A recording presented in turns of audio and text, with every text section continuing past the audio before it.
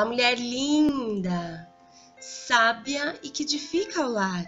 Eu sou Eliane Cristine e estamos lendo o livro Levante-se e Ore, de Sheila Walsh. Esta leitura foi autorizada. Para a aquisição do livro, entre em contato com a editora Thomas Nelson ou com a Livrarias Família Cristã. Áudio 17. Porque Deus a ajudou, mas não me ajudou? Pai, eu oro pela amiga que me ouve, que ela possa olhar além das circunstâncias e continuar crendo que o Senhor tem cuidado dela de forma especial. Eu oro em nome de Jesus. Amém. Deus tem favoritos? Toda vez que um amigo é bem-sucedido, alguma coisa em mim morre. Gore Vidal. Temos esse tesouro em vasos de barro para mostrar que este poder que a tudo excede provém de Deus e não de nós. De todos os lados somos pressionados, mas não desanimados. Ficamos perplexos, mas não desesperados. Somos perseguidos, mas não abandonados. Abatidos, mas não destruídos. Trazemos sempre em nosso corpo o morrer de Jesus, para que a vida de Jesus também seja revelada em nosso corpo. Segunda carta aos Coríntios, capítulo 4, do versos 7 ao 10. Vejo uma doce ironia no fato de que faço parte de uma equipe chamada Mulheres de Fé. Gostaria muito de pensar que tenho uma grande fé em Deus, mas não estou certa se essa seria uma descrição adequada de mim mesma. Alterno entre tais momentos os de dúvida avassaladora. Meus temores não são acerca de Deus ou da sua capacidade de fazer coisas maravilhosas, mas sim a respeito da minha parte no processo. Às vezes, em uma noite de sexta-feira, quando me sento em uma arena de conferência com 20.000 mulheres, me vejo pensando: Senhor, não posso fazer isso. Sinto-me como o garotinho que levou seu almoço para Jesus e depois viu o tamanho da multidão e então sussurrou para si mesmo: provisão insuficiente. Felizmente, vez após vez, o Senhor tem me lembrado que o milagre não estava no escasso almoço do menino, mas nas mãos daquele que o recebeu, o abençoou, o partiu e o alimentou mais de 5.000 pessoas com ele. Cada fim de semana tem o seu ponto alto, mas nada poderia ter preparado nenhuma de nós para o que Deus faria em 22 de outubro do ano de 2004. Os eventos daquele fim de semana nos transformariam para sempre. Milagre em Minneapolis. Tudo começou como sempre fazemos em todas as conferências. Iniciamos com um período de adoração, que é exatamente o que todos precisam em uma sexta-feira à noite. É necessário um planejamento muito minucioso, ajuda, fé, maridos, babás e a intervenção divina para que 20.000 mulheres encontrem o seu lugar em uma sexta-feira à noite. Amo olhar para a multidão e ver enquanto as expressões exaustas são renovadas pelo som de 20.000 mulheres louvando a Deus juntas. É realmente uma experiência notável fazer parte de um coral como esse. Cada membro da equipe de conferencistas e os nossos convidados musicais reservam tempo para estar disponíveis na reunião, nos intervalos ou a fim de cada dia, a fim de que as mulheres possam ter os seus livros ou CDs autografados ou simplesmente para que falem conosco por alguns instantes.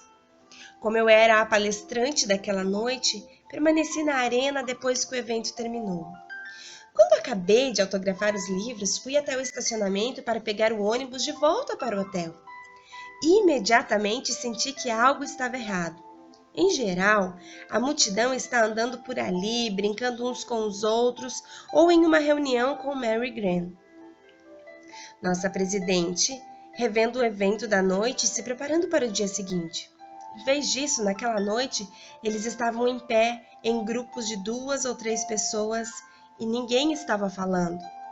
Perguntei a Mary o que havia de errado e ela me disse que Pete Malvise, o nosso diretor de iluminação, sofrera um terrível aneurisma cerebral e estava na UTI de um hospital próximo. Foi muito difícil assimilar a informação.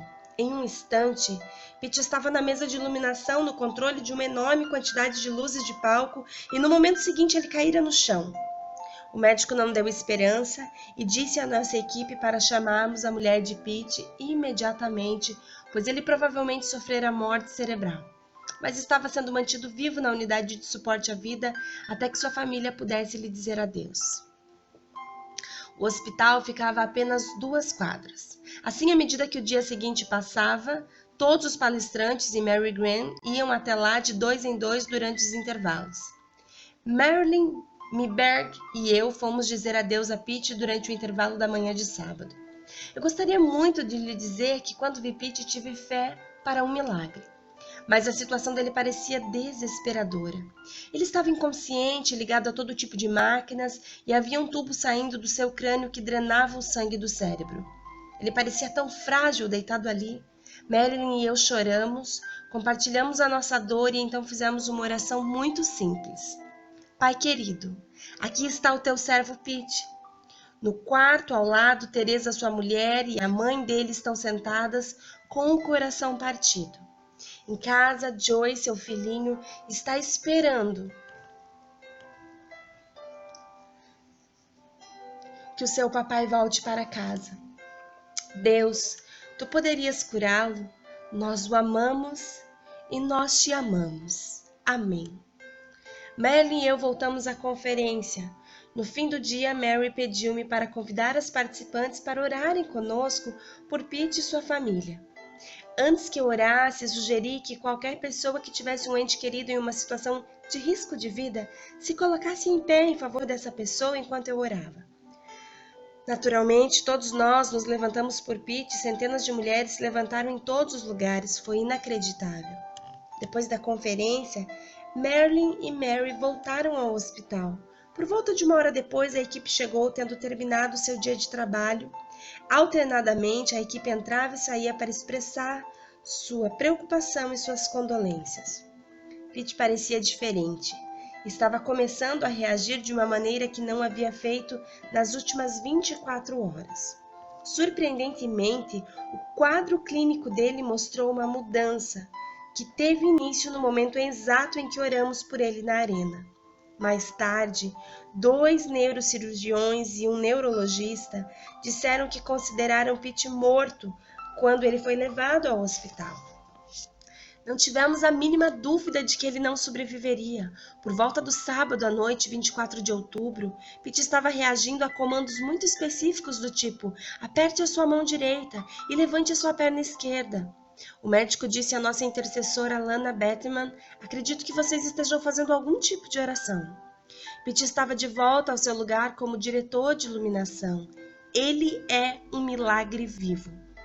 Mas mesmo enquanto agradeço a Deus por isso, tenho consciência de que naquele mesmo dia outros cristãos estavam clamando a Deus em favor de seus entes queridos.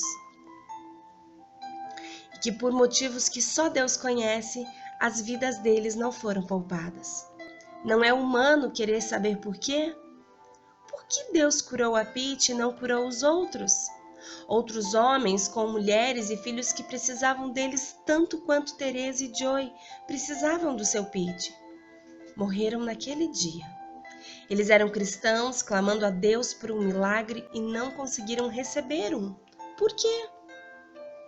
Podemos ampliar as perguntas e ir além da questão da cura. Por que Deus dá mais dons a alguns cristãos que a outros?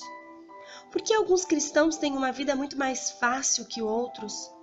Por que Deus diz sim às orações de algumas pessoas e não a outras? Creio que todos esses conceitos podem ser colocados no mesmo nível de oração. Todos os dons e o caminho que nos é dado para trilhar derivam do nosso relacionamento com o nosso Pai.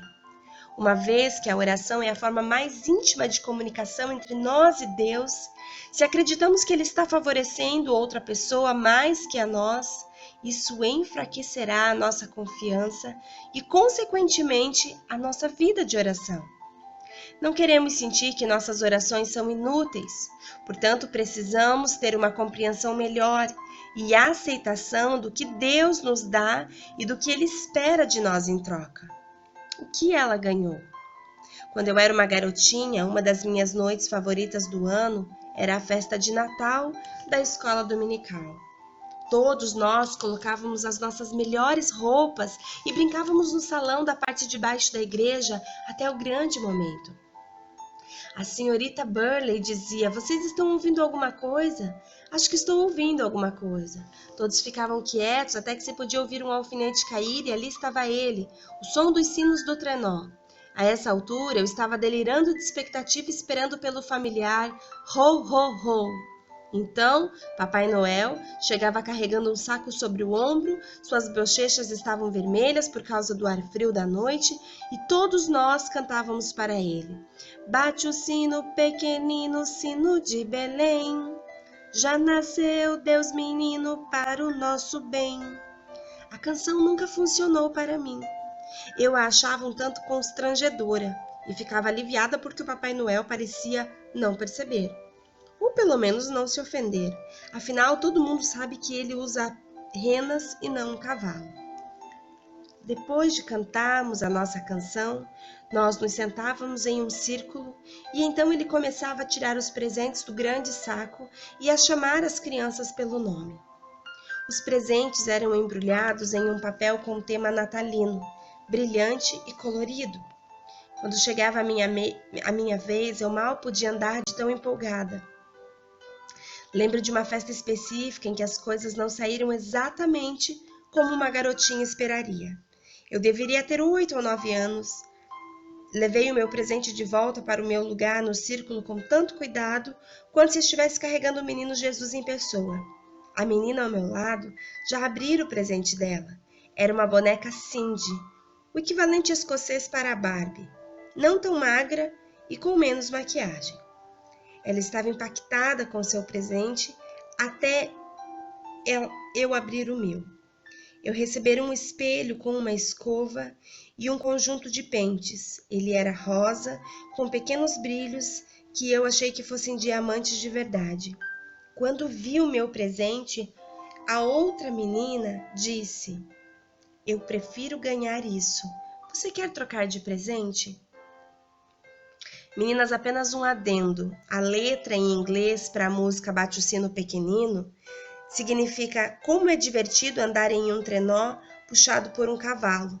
Por isso que ela disse que era constrangedor cantar, porque ela sabia que no caso, né, na fábula, Papai Noel ele não é carregado por cavalos, e sim por renas. Voltando para a leitura, a menina viu o presente e pediu para a nossa querida Sheila se ela poderia trocar de presente com a Sheila. Eu disse que eu preferia ficar com o meu presente, pois o Papai Noel o havia escolhido para mim. Eu disse que o presente dela também era legal. Então as coisas ficaram feias. Ela teve uma verdadeira crise. A declaração final dela foi que agora estava claro para ela que o Natal era uma piada. Papai Noel tinha favoritos e isso não era justo. Uau! Uau! Glória a Deus! Nós não acreditamos em fábulas, pois entendemos que o Papai Noel é um mito. É um fruto do comércio, é um fruto de fábulas. Enfim, nós não estamos aqui para falar sobre esse assunto, mas o fato é que essa história ilustra que algumas pessoas recebem determinados presentes da parte de Deus. Elas são conduzidas e nascem em uma família às vezes bem-sucedida.